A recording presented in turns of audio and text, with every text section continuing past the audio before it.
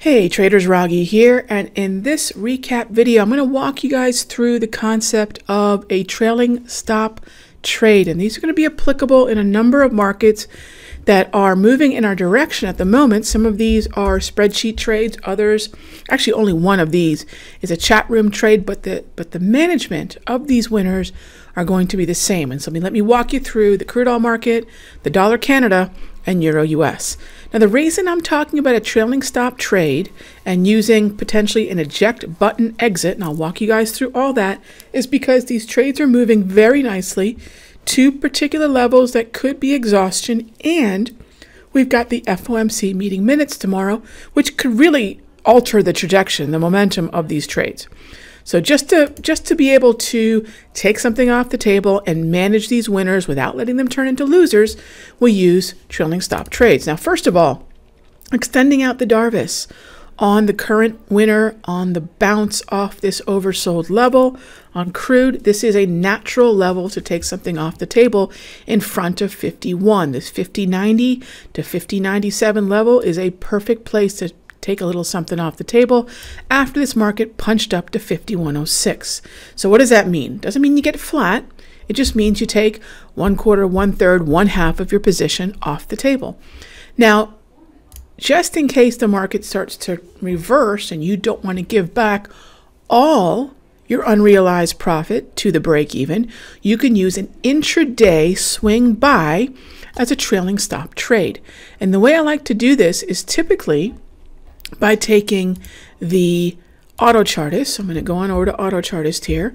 So what I do with the auto chartist is I make sure I understand what the hourly and the daily price movement range is. Now, if I go to an intraday time frame, I'm going to be more focused on the hourly. So I'm going to sign in right here, and I'm going to show you where to get that crude oil hourly price movement range.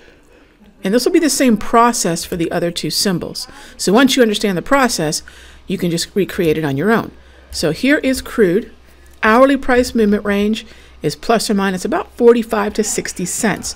So what I want to do is make sure I can find a time frame that can absorb at least 45 to 60 cents and not get stopped out if that were to happen. So the 5-minute is at that 51.90, and 50.85 is where the trade is no longer valid. So again, I need a 45 to 60 cent cushion, and it's looking like the 30-minute or the 60 could be a really good candidate for it.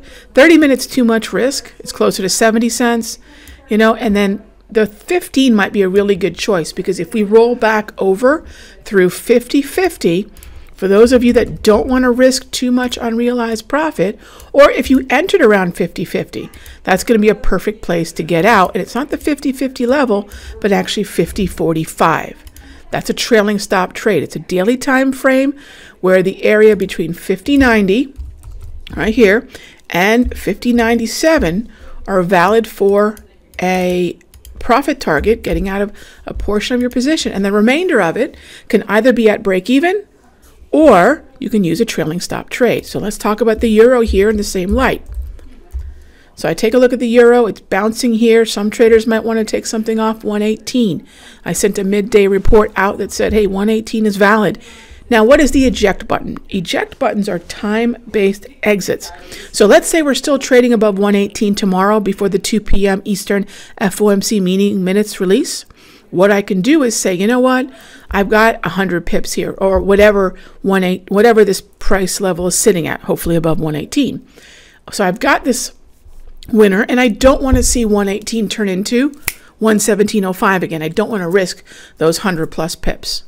So I can just exit based upon a known increase in volatility, hence an eject button. I literally hit the eject button before the 2 p.m. FOMC meeting minutes.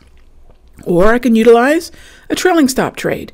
The 30-minute would probably be a good candidate for that in case the market rolled over through the, as you can see here, 117.80 area. Now, I also want to make sure that I'm giving the market enough by way of the daily price movement, hourly price movement range. I go look at the hourly for Euro US, and you can see here, plus or minus about 26 to 34. What has the best shock absorption? That would be, as you can see, the 30-minute. So see how the 30-minute says, okay, basically 1810 to 1775. I can have the market move an hourly price movement range and still be trading above the 34 EMA on the low. And ditto goes for dollar Canada, moving in our favor. Again, FOMC meeting minutes could affect the US dollar, affecting this pair. Put a trailing stop trade on, given an hourly price movement range, and you could even take the 125 handle. Again, take that 1/4, 1/3, 1/2 of the position off the table, off the sell that we put up here, that 2570, 2580 area. We were actually looking at about 65 on this one. So this is a pretty easy 50, 60 pips that you want to lock in at least some profit on by taking something off the table, and the remainder of the trade can go into a trailing stop trade. And I know this is a slightly longer recap video, but it's a very important concept that we use every day in the chat room, and we have multiple ways to manage markets depending upon your individual risk tolerance. And this is a great way to understand, hey, I might be willing to risk more or less than you, Raghee. How do I make those decisions? This is how we do it. I'll see you in the next update.